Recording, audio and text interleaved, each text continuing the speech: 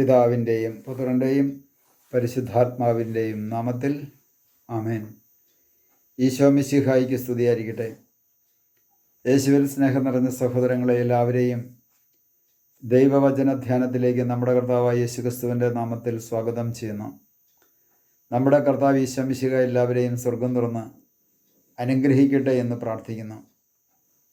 മിശിഹായിൽ സ്നേഹം നിറഞ്ഞ സഹോദരങ്ങളെ, നമുക്ക് കർത്താവിൻ്റെ തിരുവചനം, അവിടുത്തെ അനന്തമായ കരുണയെക്കുറിച്ചും അവിടുത്തെ ദയയെക്കുറിച്ചും നമുക്ക് ധ്യാനിക്കാം. നെഹമ്യായുടെ പുസ്തകത്തിൽ നമ്മൾ വായിക്കുമ്പോൾ നമുക്ക് കാണുവാൻ സാധിക്കുന്നു, അവിടുന്ന് ദൈവത്തിനെതിരെ പിറുപിറുക്കുകയും പ്രവർത്തിക്കുകയും ദൈവത്തിൻ്റെ സ്ഥാനത്ത്, സത്യദൈവത്തിൻ്റെ സ്ഥാനത്ത് കാളക്കുട്ടിയൊക്കെ ഉണ്ടാക്കി വെച്ച് വിഗ്രഹാരാധന നടത്തിയിട്ട് പോലും ദൈവം അവരോട് അനന്തമായ കാരുണ്യം കാണിക്കുന്നു. കാരണം അവിടുന്ന് ക്ഷമിക്കാൻ സന്നദ്ധനാണ്. ഇന്ന് മനുഷ്യരായ നമുക്ക് മറ്റുള്ളവരോട് ക്ഷമിക്കുവാൻ സന്നദ്ധതയില്ല. നമ്മളോട് തെറ്റ് ചെയ്യുന്ന അനേകം വ്യക്തികളുണ്ട്, നമ്മളെ വേദനിപ്പിക്കുന്ന അനേകം വ്യക്തികളുണ്ട്. പക്ഷേ നമുക്കവരോട് ക്ഷമിക്കുവാൻ സന്നദ്ധതയുണ്ടോ? ക്ഷമയുടെ കാര്യത്തിൽ അവിടുന്ന് ക്ഷമിക്കാൻ സന്നദ്ധനാണെന്ന് നെഹമ്യയുടെ പുസ്തകം 9-ാം അധ്യായത്തിൻ്റെ 18-ാമത്തെ തിരുവചനത്തിൽ രേഖപ്പെടുത്തിയിട്ടുണ്ട്. 17-ാമത്തെ തിരുവചനത്തിൻ്റെ മധ്യഭാഗത്താണ് അത് രേഖപ്പെടുത്തിയിരിക്കുന്നത്. അവിടെ നിന്നാണ് പറയുന്നത്, ക്ഷമിക്കാൻ സന്നദ്ധനും ദയാലുവും കൃപാനിധിയുമാണ്, ക്ഷമാശീലനും അളവറ്റ സ്നേഹത്തിന് ഉടയവനുമായ ദൈവമാകയാൽ അവിടുന്ന് നമ്മെ കൈവിടുന്നില്ല. ഇവിടെ കർത്താവ് ഈശോ മിശിഹായുടെ അവസ്ഥയൊന്ന് നോക്കുക പ്രിയ സഹോദരങ്ങളെ. അവിടുന്ന് പറയുകയാണ്, ക്ഷമിക്കാൻ സന്നദ്ധനാണ്.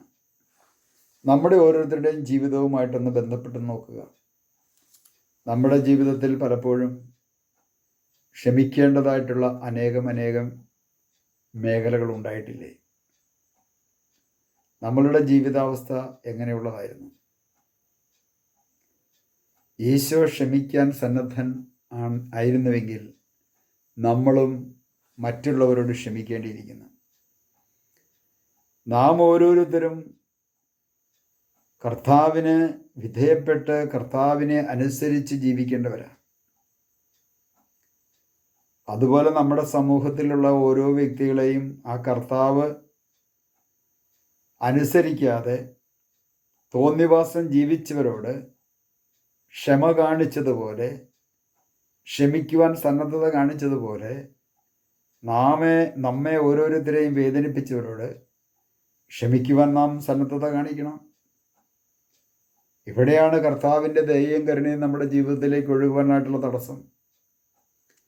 ഇവിടെ നമുക്ക് കാണുവാൻ സാധിക്കും, ഇസ്രായേൽ ജനം പലതരത്തിലുള്ള തിന്മകൾ ചെയ്യുന്നുണ്ട്, അനുസരണക്കേട് കാണിക്കുന്നുണ്ട്. അപ്പോൾ ആ മേഖലയെക്കുറിച്ചാണ് കർത്താവ് പറയുന്നത്, അവിടുന്ന് ക്ഷമിക്കാൻ സന്നദ്ധനും ദയാലുവും കൃപാനിധിയും ക്ഷമാശീലനും അളവറ്റ സ്നേഹത്തിന് ഉടയവനുമാണ്. ആ അളവറ്റ സ്നേഹത്തിൻ്റെ ഉടയവനായ സ്നേഹം തന്നെയാകുന്ന ദൈവം നമ്മുടെ ഓരോരുത്തരുടെയും ജീവിതത്തിലേക്ക് കടന്നു വരുമ്പോൾ ആ സ്നേഹം നമുക്ക് മറ്റുള്ളവർക്ക് പകർന്നു കൊടുക്കുവാൻ സാധിക്കും. ഇന്ന് കർത്താവിൻ്റെ സ്നേഹം നമുക്ക് പകർന്നു കൊടുക്കാൻ സാധിക്കുന്നില്ല എങ്കിൽ പ്രിയ സഹോദരങ്ങളെ, നമ്മൾ തിരിച്ചറിഞ്ഞോണേ, അത് മറ്റൊന്നുമായിട്ടല്ല, ആ ദയയും കരുണയും, കർത്താവിൻ്റെ ദയയും കരുണയും നമ്മളിലേക്ക് ഒഴുകുവാൻ എവിടേക്കോ എന്തൊക്കെയോ തടസ്സങ്ങളുണ്ട്.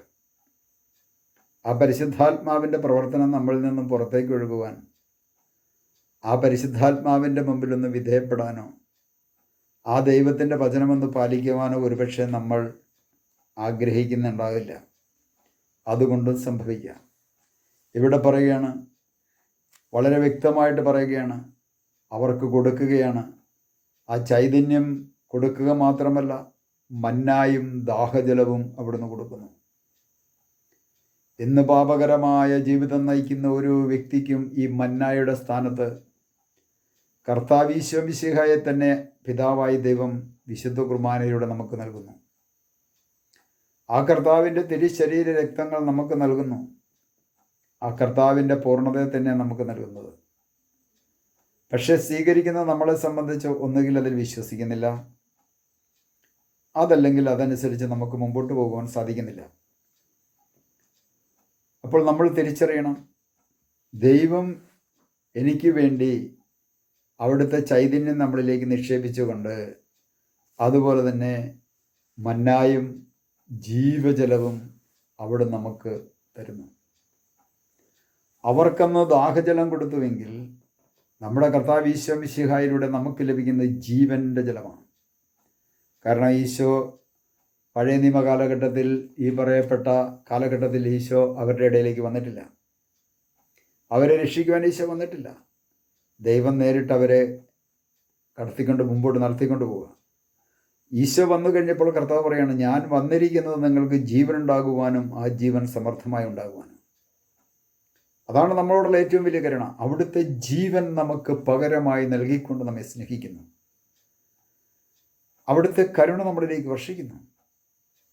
ഇവിടെ മന്നായും ദാഹജലവും തുടർന്ന് അവർക്ക് നൽകിയെന്നാണ് ദൈവത്തിൻ്റെ വചനം പഠിപ്പിക്കുന്നത്.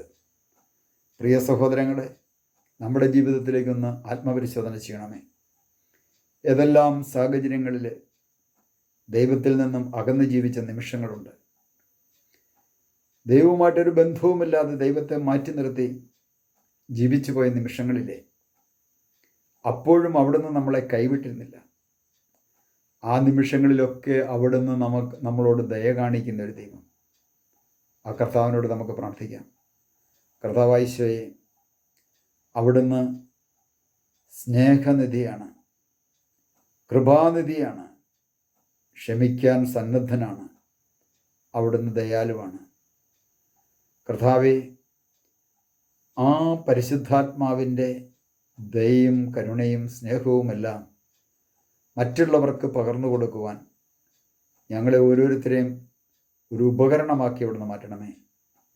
പരിശുദ്ധാത്മാവായ ദൈവമേ, ഞങ്ങളിൽ വന്ന് നിറഞ്ഞ് കരുണയും സ്നേഹവും മറ്റുള്ളവരിലേക്ക് ചൊരിയുവാൻ ഞങ്ങളെ അഭിഷേകം ചെയ്യണമേ. പിതാവിൻ്റെയും പുത്രൻ്റെയും പരിശുദ്ധാത്മാവിൻ്റെയും നാമത്തിൽ ആമേൻ.